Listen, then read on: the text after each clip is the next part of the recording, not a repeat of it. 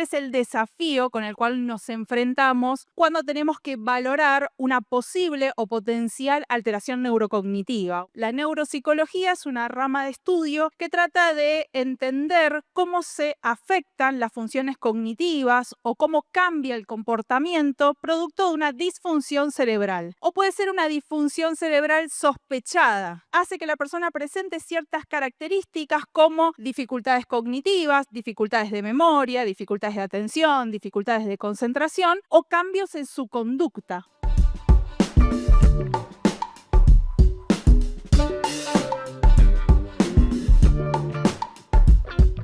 Muchas gracias a todas las personas que están presentes acá, gracias a Floren por la presentación, a Facundo y a todos los organizadores por haberme invitado. Vamos a hablar un poco sobre alteraciones neurocognitivas, principalmente cuál es el desafío con el cual nos enfrentamos cuando tenemos que valorar una posible o potencial alteración neurocognitiva o una sospecha de una alteración neurocognitiva. Para empezar, les traje una lista de palabras que tienen que intentar recordar. En algún momento se las voy a preguntar, las leo en voz alta por si alguno no ve. Mesa, perro, montaña, libro, zapato, casa, flor, reloj, sombrero, río. Traten de acordársela de memoria, por ahí en un ratito se las pregunto, ¿sí? ¿De qué va a ir esta charla? Mi área de especialidad es la neuropsicología. Y cuando hablamos de tratar de abordar alteraciones neurocognitivas, nos estamos planteando dentro de un área de trabajo que es específica para valorar alteraciones neurocognitivas o alteraciones de los procesos mentales o alteraciones del comportamiento que surgen o se explican por una disfunción cerebral. De eso trata la neuropsicología. La neuropsicología es una rama de estudio que trata de entender cómo se afectan las funciones cognitivas o cómo cambia el comportamiento producto de una disfunción cerebral. Una disfunción cerebral que puede ser conocida, es decir, que sepamos que efectivamente la persona atraviesa alguna patología que le genera una disfunción cerebral, como puede ser un accidente cerebrovascular, o puede ser una disfunción cerebral sospechada, es decir, que no tenemos del todo certeza si hay una disfunción del sistema nervioso, pero por las características que presenta la persona podríamos sospechar que sí hay una disfunción del sistema nervioso y que a su vez esa disfunción hace que la persona presente ciertas características como dificultades cognitivas, dificultades de memoria, dificultades de atención, dificultades de concentración o cambios en su conducta social inapropiada, decir cosas fuera de lugar, y que esas características se expliquen por una disfunción del sistema nervioso. De eso trata la neuropsicología, trata de buscar una alteración patológica de la cognición o una alteración patológica del comportamiento que se explique justamente por una disfunción del sistema nervioso. Particularmente en lo que respecta a la cognición y la conducta, nos interesa una disfunción del funcionamiento cerebral, por múltiples causas. Las causas por las cuales se puede llegar a generar una disfunción del cerebro pueden ser varias, de distinta índole. Algunas patologías son más frecuentes en ciertas etapas de la vida y otras en otras etapas de la vida, y cada una puede generar en distintas personas, incluso la misma alteración patológica del sistema nervioso, distintos modos de presentación patológica de la cognición o la conducta. ¿Por qué digo presentación patológica? Porque a diferencia de otras áreas de trabajo que tiene la psicología, en el caso de la neuropsicología nosotros buscamos la alteración del funcionamiento. Cuando tratamos de hacer una evaluación para ver cómo se encuentran las capacidades cognitivas de las personas que potencialmente, o porque lo conocemos, presentan una disfunción del sistema nervioso, lo que hacemos es tratar de buscar qué dificultades, alteraciones o funcionamiento anómalo de la cognición o de la presentación de la conducta se presenta en esa persona por esa causa. Traten de pensar en sobre qué tipo de personas estamos trabajando, cuando hacemos un abordaje neurocognitivo con este enfoque neuropsicológico. Primero tenemos que tener en cuenta que la neuropsicología es una interdisciplina, es decir, que trata de o requiere integrar conocimientos que vienen de múltiples áreas. ¿Por qué? Porque estamos tratando de pensar en alteraciones de la cognición o alteraciones del comportamiento que se presentan por una disfunción cerebral. Entonces, por un lado nos interesaría saber e integrar esta persona que está atravesando estos problemas de memoria. ¿Presenta una disfunción a nivel neural? ¿Cómo lo sé? Bueno, existen distintas técnicas para valorar el funcionamiento del tejido neural. Puedo hacer una imagen de cerebro, una imagen funcional, una imagen estructural, y hay especialistas que van a tratar de brindar ese tipo de información. Ahora, por otro lado, mirando solo el cerebro de una persona, en una resonancia, en una imagen de cerebro, no puedo saber si esa persona presenta o no problemas de memoria. Hablamos de distintos tipos de memoria que vamos a ver en un rato, pero cuando hablamos ya de un aspecto cognitivo, nos movemos del nivel neural y pensamos en un nivel cognitivo de procesamiento de la información. Esa persona, con el funcionamiento de su sistema nervioso, ¿cómo está? ¿Cómo está procesando la información?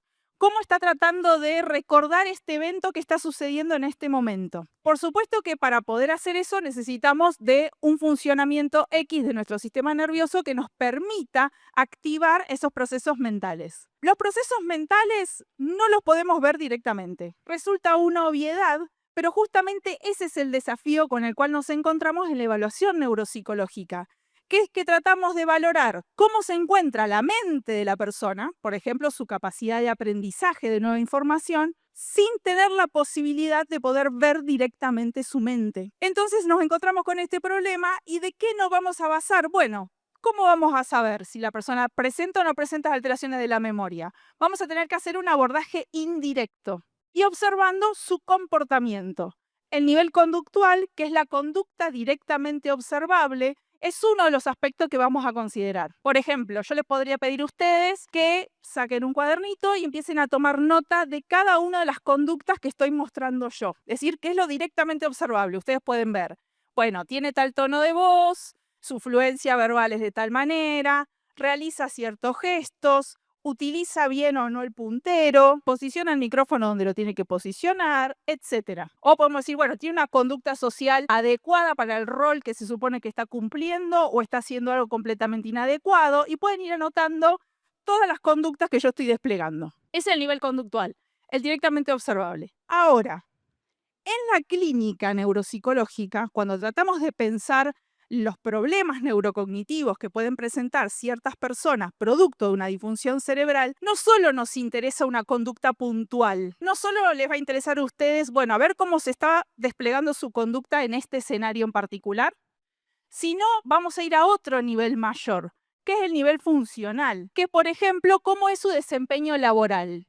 ¿Cómo es el desempeño laboral de Samantha? Más allá de cómo me estoy comportando en este momento puntual. Como verán, el abordaje neuropsicológico o de problemas neurocognitivos, o como decía el título de la charla, pensar en los problemas de memoria, implica tener en consideración múltiples cuestiones: el funcionamiento cerebral de la persona, el nivel cognitivo, las conductas que despliega la persona en una situación particular, pero también el nivel funcional, es decir, cómo es su desempeño en las distintas actividades que realiza en el día a día y qué hace a la persona, a cómo se desempeña adecuadamente. Ahora bien, cuando tenemos que tratar de realizar una valoración del aspecto cognitivo, a eso es a lo que llamamos estrictamente evaluación neuropsicológica propiamente dicha. Vamos a tener que valorar, a partir de las conductas que presenta una persona, cómo se encuentran sus componentes cognitivos, mentales y cómo es su comportamiento,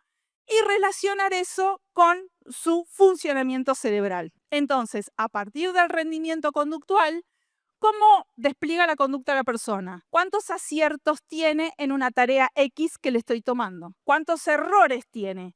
¿Cuánto tiempo tarda?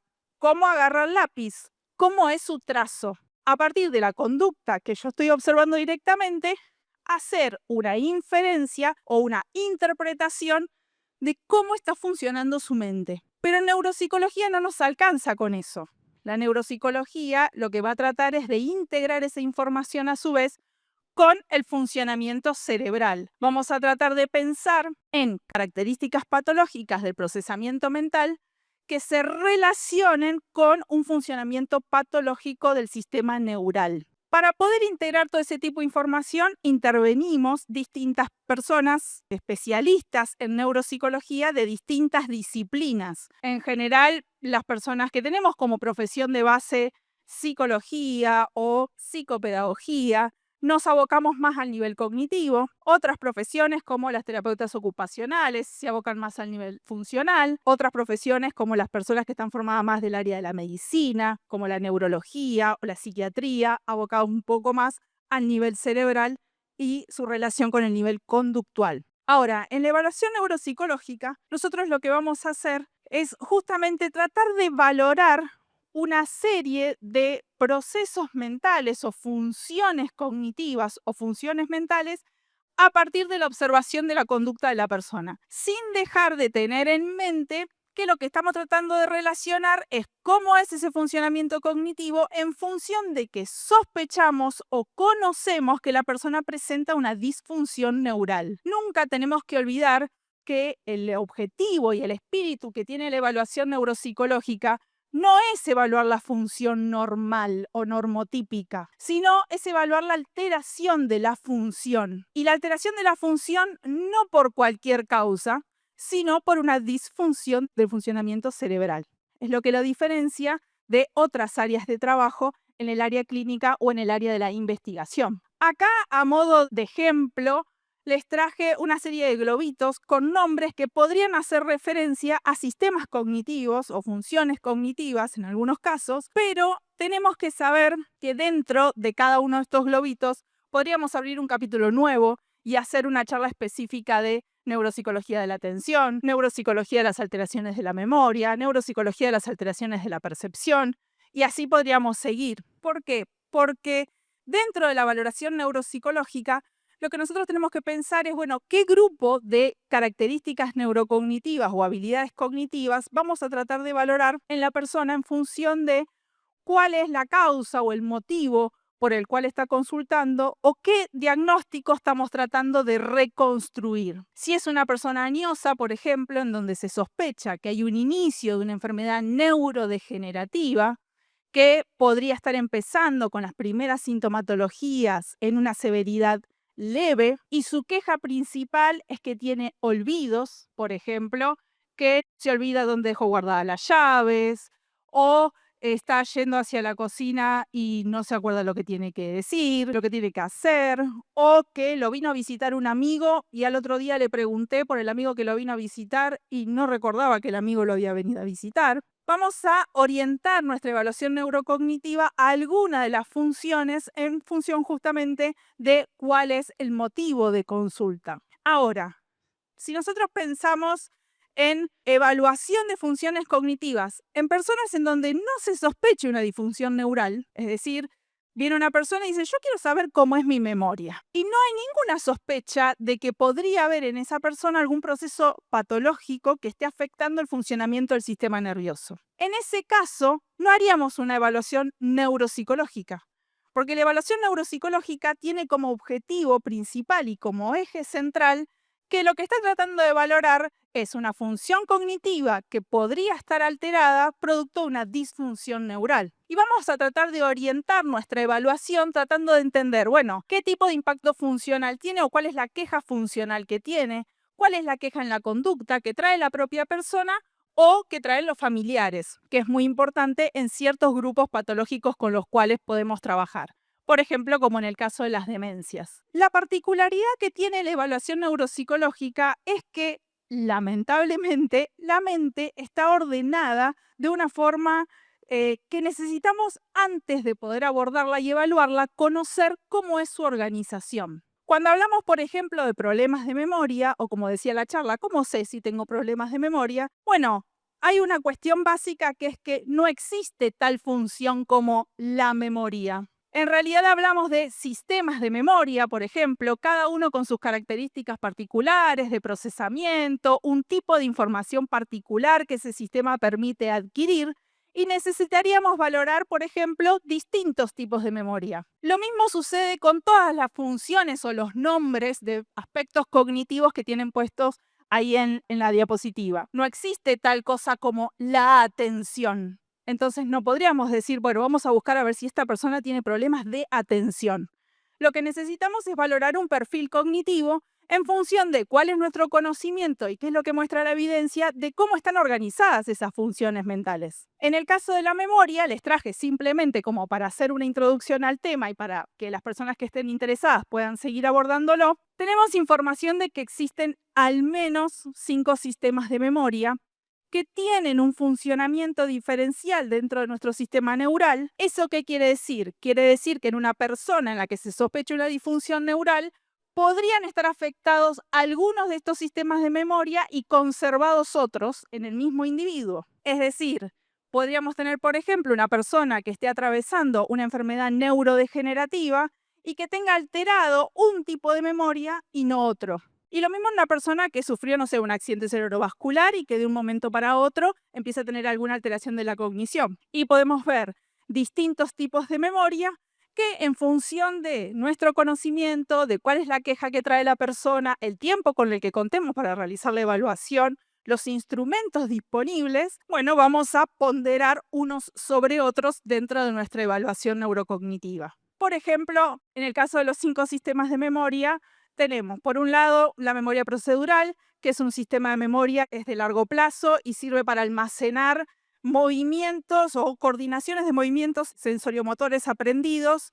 Por ejemplo, los movimientos necesarios para tejer. Levante la mano quien sabe tejer con 2 agujas. Bueno, bien, hay gente que aprendió, gente que no, gente que tiene almacenado en su sistema de memoria ese conjunto de movimientos. Es un tipo particular de sistema de memoria, que es distinto y depende de otros sistemas neurales diferentes de la memoria semántica, que es un sistema de memoria que permite almacenar a largo plazo conceptos. Por ejemplo, significados de las cosas. El significado de gato. Independientemente de que yo vea una imagen de gato o lea la palabra gato, el significado es el mismo, que es distinto de otros sistemas de memoria, por ejemplo, sistemas de largo plazo que guardan formas sensoriales de las cosas que alguna vez vimos o los sonidos que alguna vez escuchamos, memorias de corto plazo que utilizamos en el momento para resolver alguna actividad mental y luego esa información se va, no la necesitamos para otro momento de largo plazo, o el famoso sistema de memoria episódica, famoso para quienes trabajamos en el área de las demencias,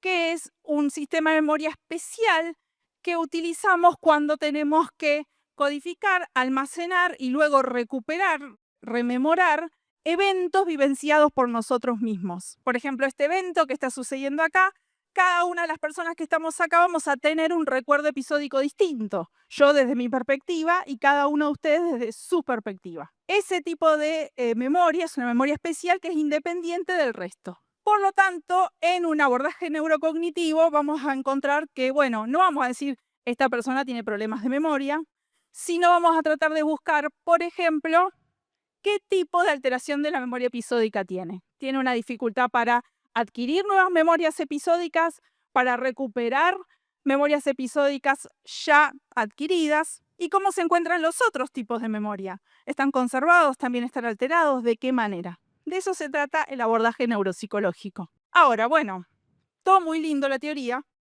pero ¿cómo veo la memoria de alguien? Ya dijimos que, bueno, punto 1, no vamos a buscar la memoria. Vamos a enfocarnos en algún aspecto particular mnésico. Y punto 2, ya dijimos que no se puede ver.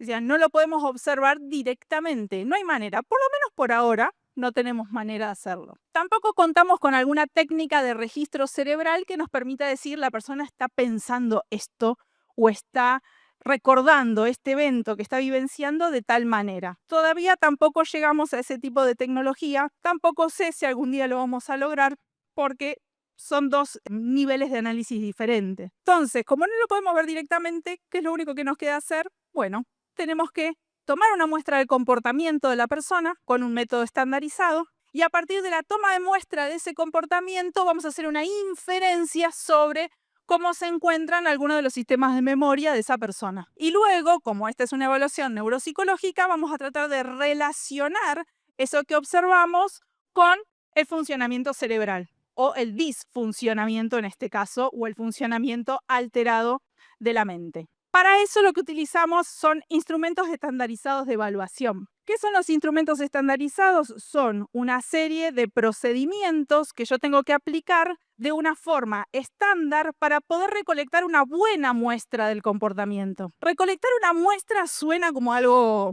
médico, ¿no? A ver, le saco una muestra de sangre y analizo qué concentración tiene de glóbulos blancos. Nosotros también tomamos una muestra del comportamiento. Hacemos que la persona despliegue su conducta en un contexto estandarizado, un contexto donde nosotros estamos controlando las variables. Por ejemplo, le presento una lista de palabras que tiene que recordar y puedo controlar algunas variables. 1. ¿Cuánto tiempo le mostré la información? ¿Qué tipo de información le mostré?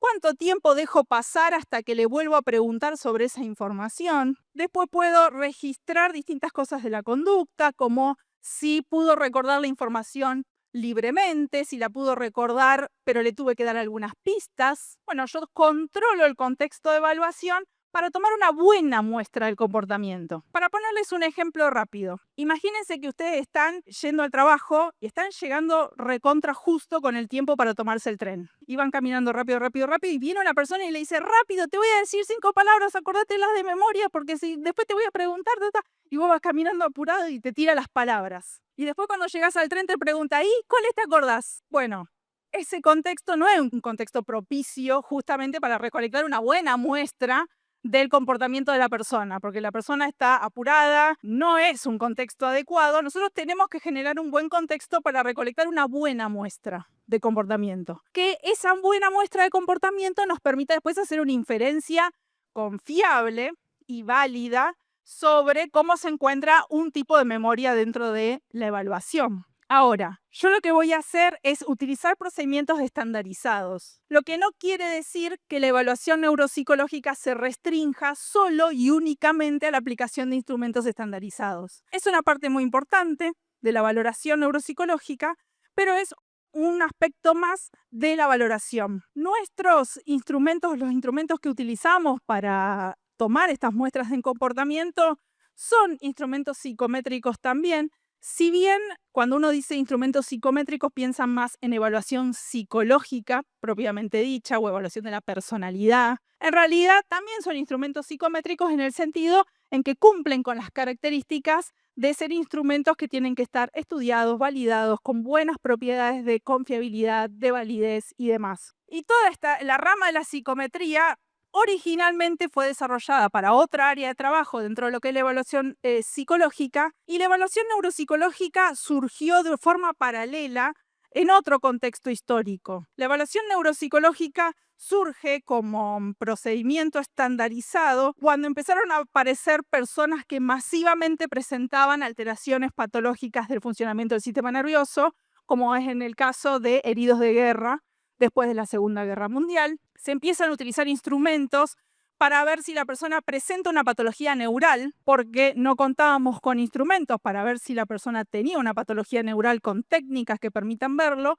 sino que se evaluaba únicamente a través de la conducta. Entonces muchos de los instrumentos no surgieron siendo pensados como los instrumentos de evaluación psicológica, que tienen una historia y un trayecto histórico mucho más largo y antiguo que la evaluación neuropsicológica. La evaluación neuropsicológica es relativamente nueva o moderna, por decirlo de una manera. Pero lo que tenemos que considerar es que, como les decía, la valoración de las alteraciones neurocognitivas no se restringe exclusivamente al uso de instrumentos psicométricos de evaluación. Entonces, diferenciamos lo que es una prueba o un test neurocognitivo de lo que es la evaluación neuropsicológica propiamente dicha. Una evaluación neuropsicológica es un proceso que va a tener distintos objetivos y que la vamos a encarar de distinta manera en función de qué es lo que estamos tratando de valorar con la evaluación neuropsicológica. El objetivo clásico es el que ya vengo describiendo desde el principio que empezamos con esta charla. Bueno, valorar las consecuencias de una lesión cerebral o una disfunción cerebral, ya sea una disfunción cerebral conocida, que nosotros tenemos certeza que ha sucedido, o una disfunción cerebral sospechada. Puede ser necesario realizar una evaluación neuropsicológica para determinar perfiles para el diagnóstico. Hay algunas características clínicas o unas patologías clínicas en los cuales no tenemos diagnóstico biológico, como puede ser, por ejemplo, en el caso de algunas demencias. No hay ningún análisis de sangre, imagen de cerebro, ni nada que te pueda decir vos tenés una demencia por cuerpos de Lewy. Necesitamos un perfil clínico dentro del cual se incluye el perfil neuropsicológico, que no es el único, pero es un dato más que va a servir para construir el diagnóstico y que va a generar datos que nos van a acercar más a una característica clínica o nos van a alejar un poco más. Otro es para valorar alteraciones cognitivas con el paso del tiempo, siempre pensando que estamos centrándonos en alteraciones patológicas de la cognición, valorar cambios con el paso del tiempo, ya sea cambios que indiquen un aumento de la severidad y una progresión de la patología, como cambios que indiquen mejoría cognitiva. No va a ser lo mismo en una persona, supónganse un joven que tuvo un traumatismo de cráneo, un golpe en la cabeza con daño encefálico, con daño cerebral, que en el momento agudo y subagudo va a tener una alteración cognitiva mayor probablemente, y a medida que pase el tiempo por distintos procesos de reparación e incluyendo también intervenciones de rehabilitación, puede mostrar una mejoría con el paso del tiempo de sus funciones cognitivas. También, si queremos planificar un tratamiento, necesitamos un perfil cognitivo detallado, ya sea un tratamiento que va a estar orientado a las funciones mentales, como si fuese un tratamiento orientado al funcionamiento de la persona. En el caso de la intervención neurocognitiva, no siempre la intervención y el tratamiento está orientada a restaurar la función mental perdida, sino que muchas veces, y la mayoría de las veces, está orientada al nivel funcional. ¿Qué problemas tiene que resolver la persona en el día a día?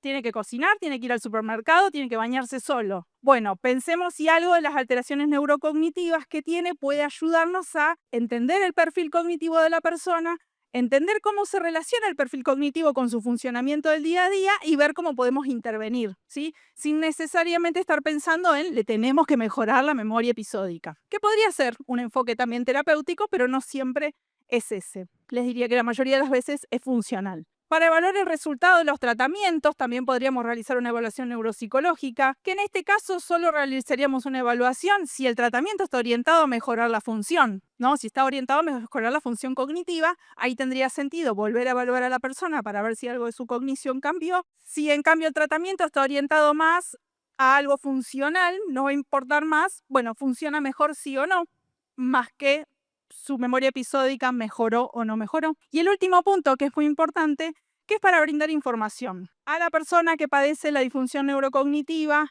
a los familiares y personas que conviven con esa persona y a otros profesionales. Porque acá hay muchas personas, ya sea profesionales, estudiantes o personas del público en general interesados en el gran área de la salud mental o la psicología, pero sepan que en el campo de la salud, la neuropsicología es un campo desconocido, incluso dentro de profesiones muy cercanas a nuestra área de trabajo, como puede ser la neurología del adulto o la neurología infantil. Debemos hacer todo un trabajo de hacer psicoeducación sobre nuestra práctica y sobre lo que nosotros observamos en las personas con alteraciones neurocognitivas para que los profesionales que trabajen con esas personas también puedan ajustar su práctica a esas características. Imagínense que hacemos una evaluación neurocognitiva y vemos que la persona presenta problemas de memoria episódica, de aprendizaje de memorias episódicas, es decir, que presenta una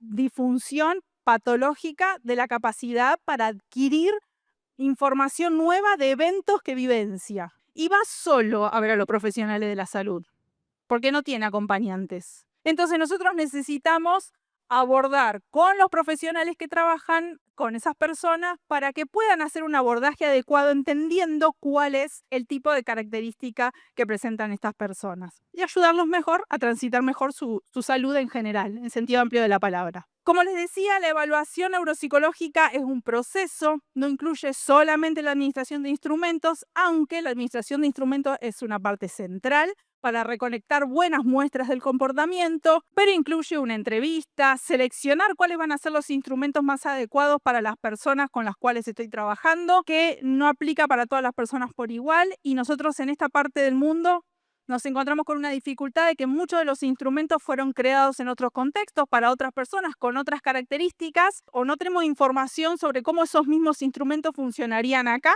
para mi paciente o para la persona que estoy evaluando, pero tenemos que tratar de seleccionar al menos las mejores herramientas que tengamos disponibles. Luego, una sesión, una o varias específicas diseñadas para administrar esos instrumentos en las condiciones en las cuales se tienen que administrar. Y luego toda la parte nuestra de trabajo posterior, que es hacer una interpretación de esos resultados de la evaluación y hacer una interpretación que pueda ser útil para el contexto de situación de evaluación que se puede estar generando. Ahora bien, habiendo dicho todo esto, esta pregunta entonces podría resultar un poco obvia de que en qué momento tendría que valorar yo, hacerme una evaluación de la memoria. Y una evaluación neuropsicológica la vamos a hacer, como dijimos, únicamente si sospechamos una disfunción cerebral que esté explicando esa queja que presenta la persona, que puede ser, por ejemplo, que se olvida cosas. Y en general, la valoración neuropsicológica requiere de un equipo interdisciplinario que puede estar físicamente en el mismo lugar, en la misma institución,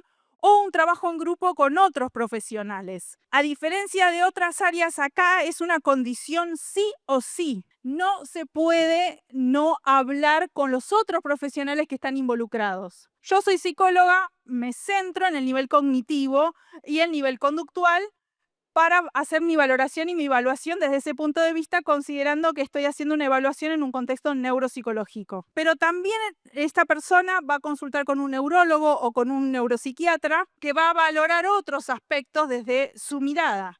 Y también va a ser evaluado por un terapeuta ocupacional, por una terapista ocupacional, que va a hacer una evaluación orientada para ver el nivel funcional. Necesito trabajar con profesionales que todos tengan formación en neuropsicología para poder brindarle a las personas la mejor evaluación posible y el mejor abordaje posible. Eso es un gran desafío, sobre todo porque nuestra formación, lo de los psicólogos, tiene poca formación en neuropsicología. Yo estudié en la Universidad de Buenos Aires, vi neuropsicología de refilón en una materia obligatoria y después tuve que hacer materias optativas orientadas a esta área. Y luego lo que nos queda son cursos de especialización o cursos de posgrado y demás. Y hay también un desafío muy importante que tiene que ver con el reconocimiento de la especialidad. Esta es una especialidad que es interdisciplinaria.